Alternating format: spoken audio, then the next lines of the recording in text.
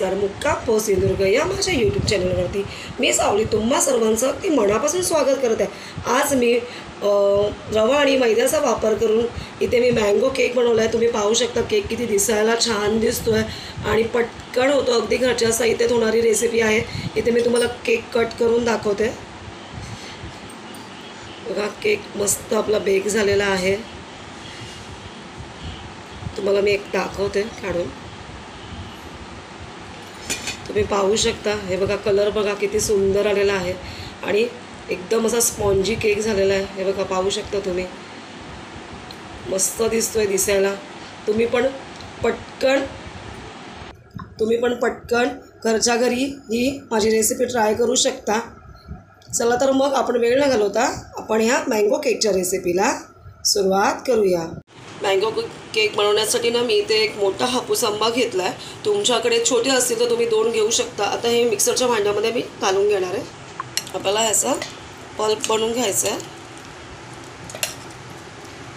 आंबा छान पिकलेला हवा मँगो केकसाठी, म्हणजे केक आपला खायला सुंदर लागतो. मी अर्धी वाटी साखर घालून घेते याच्यामध्ये. आता हे आपल्याला मिक्सरमध्ये लावून घ्यायचं आहे, फिरून घ्यायचं आहे आणि याचा पल्प करून घ्यायचा आहे आपल्याला. इथे मी एक भांडं घेतलं आहे. आता मी याच्यामध्ये ना 1.5 वाटी रवा घेतला आहे.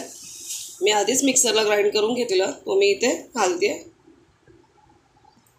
आपण जो आता पल्प करून घेतला होता ना आंब्याचा, तो घालून घ्यायचा आहे याच्यामध्ये.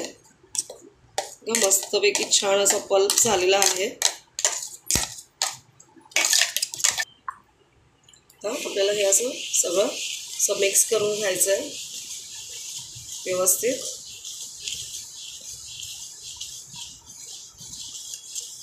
पाहू शकता तुम्ही मस्त असं मिक्स झालं आहे. कलर पण बघा, रंग किती छान आला आहे. 1 वाटी मैदा घेतला आहे, तो मी घालते ह्याच्यामध्ये. आता हे पण आपल्याला मस्तपैकी असं एकजीव करून घ्यायचं आहे व्यवस्थित. आता ना मी ह्याच्यामध्ये 1/2 वाटी तेल घालून घेते. इथे तुम्ही तूप घातलं तरी चालेल, तुमच्याकडे असेल तर तुम्ही तूप घालू शकता. आता हे व्यवस्थित असं एकजीव करून घ्यायचं आहे. तुपाने टेस्ट पण चांगली येईल. माझ्याकडे तूप आता नाही अवेलेबल म्हणून मी तेलाचा वापर करते इथे तुम्ही बटरही वापरू शकता. इथे मी 1 वाटी दूध घेतलं आहे. आता थोडं करून मी याच्यात दूध मिक्स करते आणि ठेवून घेते. बघा एकाच ह्याच्याने ठेवायचं आहे.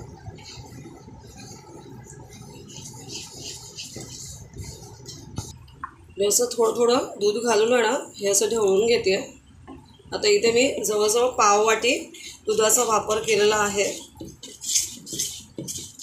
मी पाहू शकता मस्त रंग आलेला आहे आपल्या आंब्याचा. आता हे मस्तपैकी ढवळून झालं आहे. मी इथे अजून 1/2 वाटी दूध ठेवलं आहे. आता ना आपण हे 15 मिनिटासाठी असंच ठेवून देऊया, कारण का रवा आहे म्हटल्यानंतर सगळं ते ऑब्झर्व करणार, पुन्हा हे मिश्रण घट्ट होणार. सो आपण 15 मिनिटासाठी असंच ठेवूया. इथे एक भांडं घेतलं आहे. आता आपण हे प्रीहीट करायला ठेवूया. खाली मी थोडं तळाला मीठ घालून घेते.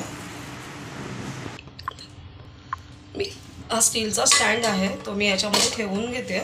आता हे भांडं ना प्रीहीट करायला आपण ठेवून देऊया. 15 मिनटं झाली आहेत. हे बघा मिश्रण थोडंसं घट्ट झालेलं आहे. सो मगाशी आपण थोडंसं दूध ठेवलं होतं ना, ते मी ह्याच्यामध्ये घालून घेते थोडं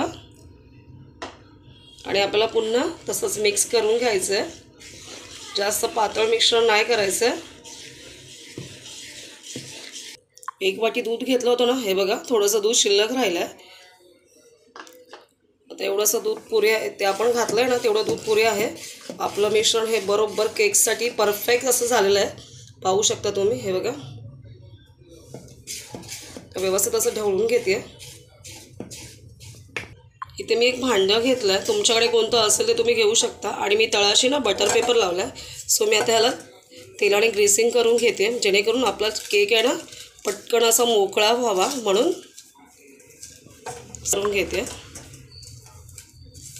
हे बघा पाहू शकता तुम्ही असं व्यवस्थित मी ग्रीस करून घेतलं आहे.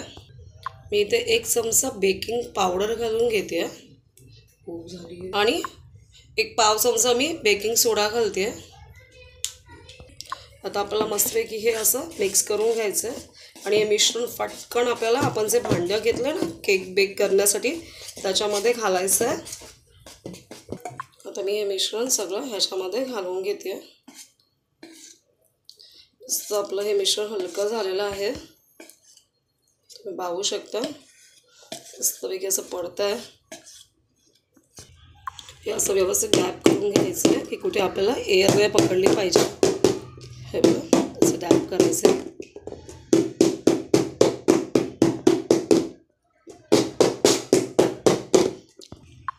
माझ्याकडे ना इथे थोडेसे काजू बदाम आहेत ते मी घालते आहे.